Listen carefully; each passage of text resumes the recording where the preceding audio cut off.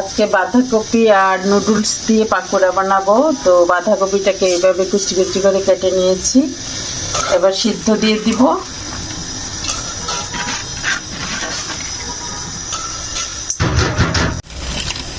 অল্প সিদ্ধ হয়ে গেছে, তো এবার দিয়ে দিব এই যে ম্যাগি নুডলস 1 প্যাকেট দিয়ে দিব।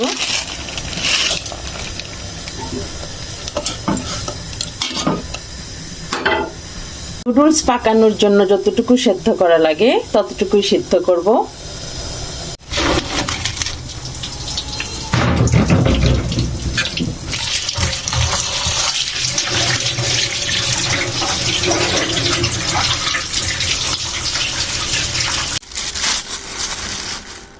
দিয়ে দিচ্ছি বেসন পরিমাণ মতো, একটু হলদির গুঁড়া, তারপরে দেব কাঁচামরিচ, ধনেপাতা, পেঁয়াজ কুচি, দিয়ে দিব পরিমাণ মতো লবণ। এবার খুব ভালো করে মিশিয়ে নেব। এবার দিয়ে দেব 1 প্যাকেট নুডলসের মশলা, ম্যাগি নুডলসের মশলাটা দিয়ে দিব, তাহলে ফ্লেভারটা অনেক সুন্দর আসবে।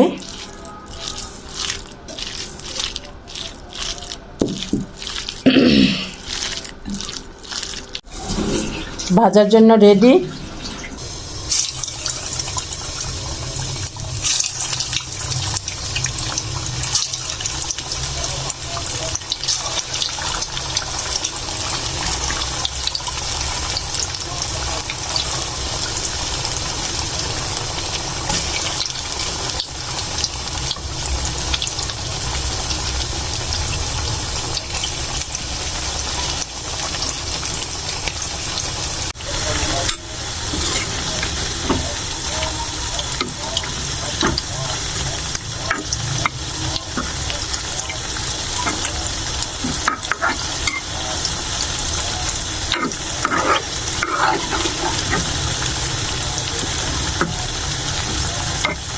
কালারটা দেখুন কত চমৎকার হয়েছে।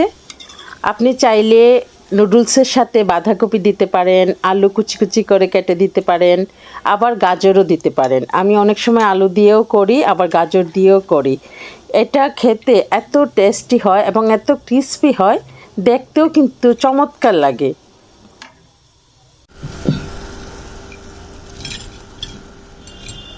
তো আজকে সন্ধ্যার জন্য বানিয়ে নিলাম নুডলস বাঁধাকপি পাকোড়া। দেখতে দেখেন কত চমৎকার লাগছে।